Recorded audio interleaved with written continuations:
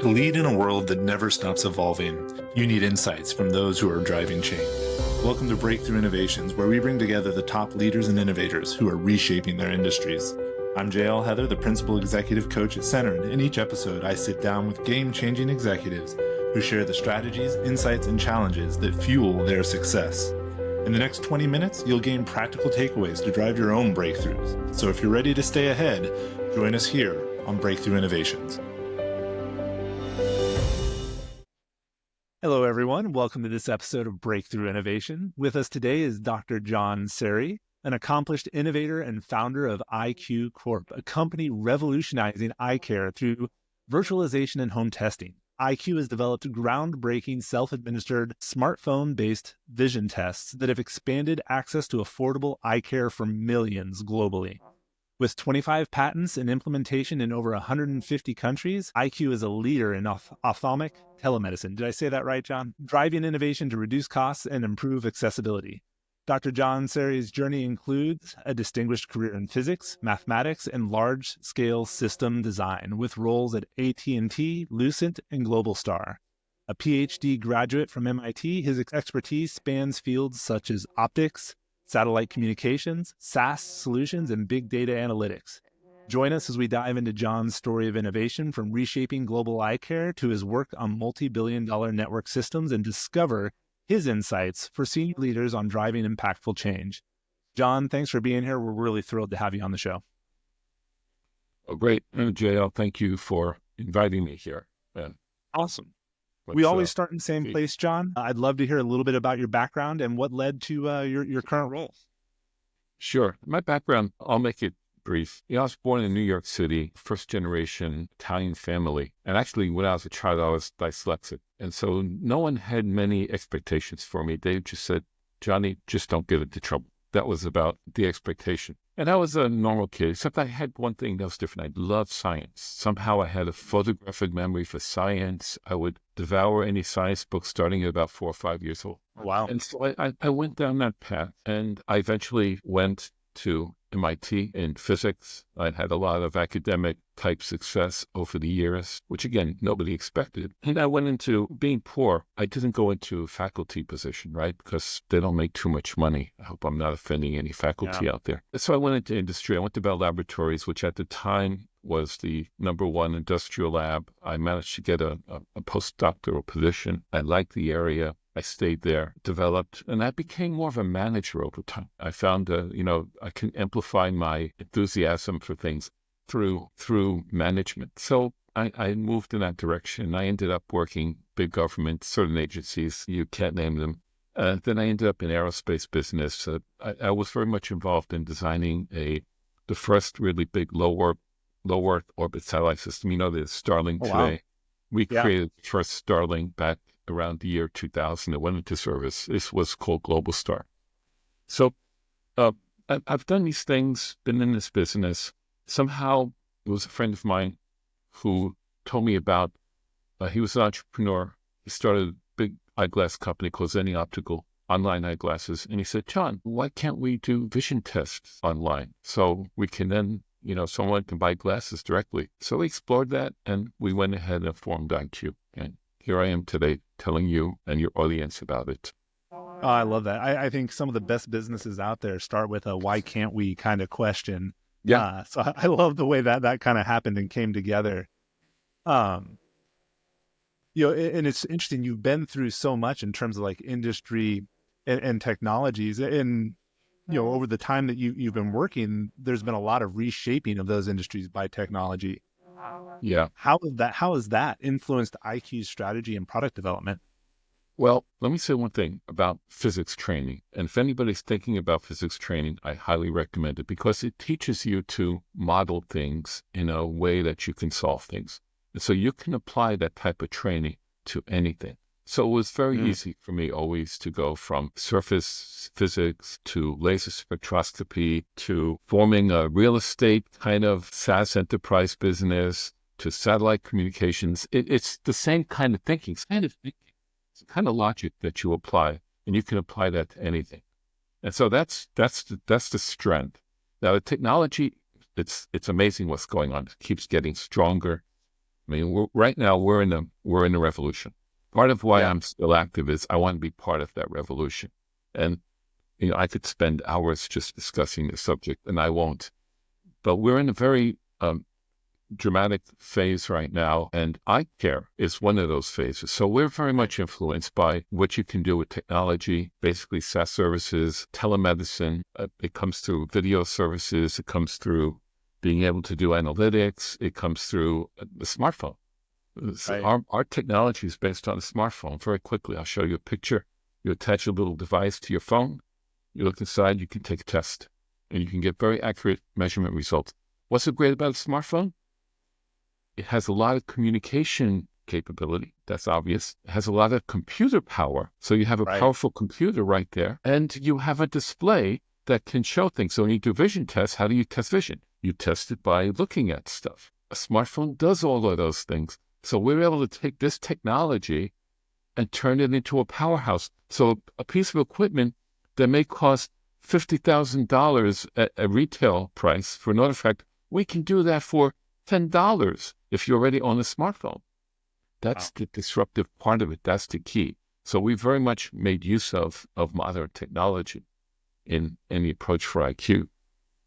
I love that. How have you, just listening to you talk, what was your approach to like testing with customers, ensuring that it was something that your average smartphone user could do? Like, how did you go down that path? Yeah, that's a very astute question. We started the company back in 2015, and we were in a prototype stage. We actually found a patent, which we licensed from MIT, that talked about being able to make these measurements on smartphones. So we developed it. Again, in startup world, we're not talking too much about startup world, but who you hire makes a tremendous difference. And I have to say that I was lucky. I found these two optical engineers who are truly incredible people. And within about 2 weeks of hiring them, we had the first prototype working. So I knew this thing would work. So we went another month or two developing some software to make this work on a smartphone. Then we went out and we started testing friends and family with this type of technology. And I was kind of amazed at how well it worked. Now, very important, when I first formed the company, the first thing I did technically was I wanted to form the infrastructure so I can record the information,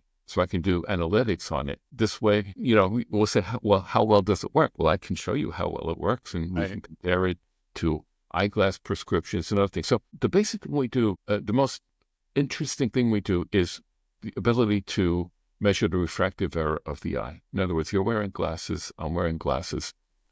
By looking through this device and making some measurements, takes about 10 minutes, you can determine what your eyeglass optical parameters should be. In other words, what a doctor would call an eyeglass prescription. We can do that. And it works very well. So we've developed that.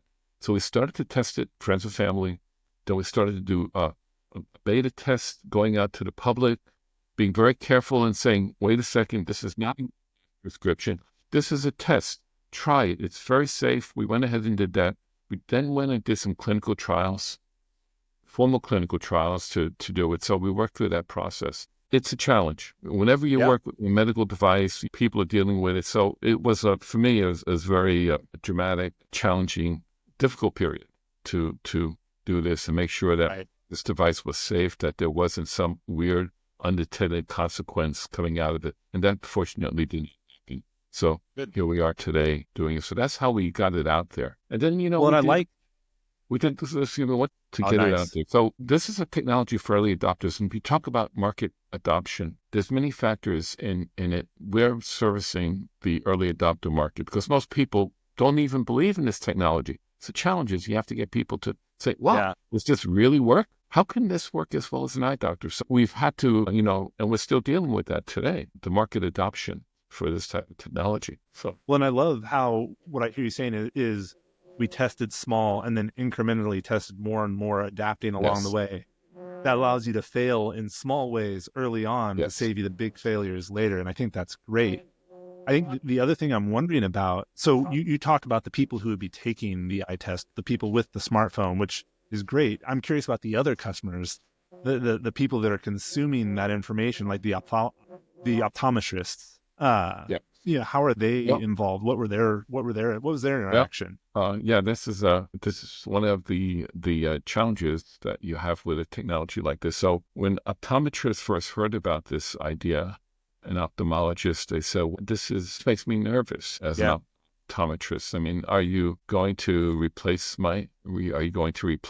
First questions I got when I first came on market, people from the press would say, does this mean you don't need a optometrist anymore? And I say, no, absolutely not. If anything, this will help optometrists. So when we did this, now, when we put this out, we went directly to customers. We went directly to users, people who wear eyeglasses. Just anybody could try it. It was treated as a over-the-counter type of device. We registered it with the FDA as a K-exempt device in the category, and we proceeded on that path.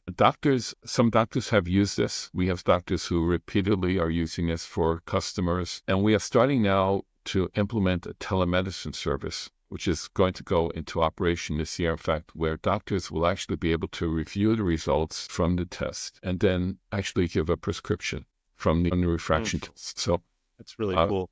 yeah, so this is the kind of thing. There's grainness, there's subtleties in this area. Like what's a refraction measurement? What's a prescription? So you have to make it very clear to people. What you're getting from us is a device that is giving you a refraction measurement. It's not a prescription, okay? We're a measurement device. We're not a company that guarantees your vision. So we've always had to grapple with that boundary, and that will continue for a while. But eventually, this will become a mainstream product. Eventually, it's inevitable. Technology goes this way. Everybody, maybe 10 years, will be taking vision tests at home. Okay, it's inevitable. Just like online banking has taken over, online dating. Who meets people in real life nowadays? Online dating, financial stuff, social media, medical technology, and including the vision area that IQ is specializing in, will go that way as well. Right. No, I think telemedicine has been huge, and it's kind of a little bit of an equalizer for people just everywhere to have access to healthcare, which I think is amazing. So I really love what you're doing. So maybe before we wrap up, one last thing, what's your advice for people in this space looking to innovate? Like what should they do? What should they think about? Like how would you advise them, mentor them? Well, that's a tough question. You need patience, for one thing. Don't expect a quick win, and don't expect this to be something where you're going to make a lot of money overnight. And do expect that you're going to run into barriers. The 3 barriers you're going to run into: the marketing barrier, just the adoption of the technology. You're going to run into a barrier with respect to current business interests that may feel endangered by the disruption that you're providing, and the regulators will be there as well. So you have to love what you're doing. Now, my story is, I won't go there because we don't have time for that, but I love this kind of work. It's fun. It's challenging. It keeps me going. And so I do it. So you have to love what you're doing and be honest, be optimistic. That does wonders. I mean, optimism is another podcast that could take an hour. Oh yeah, for sure. Mindset matters. Mindset is incredible. It's almost supernatural. You can go to places that you never thought you can go with the right attitude. So those are the things I would advise to someone, and go with your gut. Don't necessarily, a lot of people are going to give you advice and don't do this or this is that and this happened here or look what happened there. You got to go with your gut, be honest, try your best. That's all I can say. John, that's fantastic. And this has been great. Last thing before we wrap up, what is the best way for someone to get into contact with you if they want more information, if they want to collaborate? Well, the best way is contact me through LinkedIn. You can just go to John A. Serri, JohnASerri, and you can also visit the IQ website, iq.com, EYEQUE.com. Those are the best ways. Awesome. Well, thank you so much. Honestly, this has been fantastic. I enjoyed every minute of this. And for everyone who's listening, who made it all the way to the end, thank you as well. I hope this episode brought you some value, and I hope you consider leaving a rating or review on whatever platform you're listening on. And then lastly, if you know anyone who's in this space, in the eye care space or the telemedicine space, that could benefit from hearing this episode or knowing John, we'd love it if you share this episode with them. Lastly, remember to take one actionable insight from today, apply it, and let us know how it goes, because we'd love to hear about your progress. That said, thank you, John. Thank you, everyone listening. And we'll see you all Thank you. next time on Breakthrough Innovation. Okay, thank you.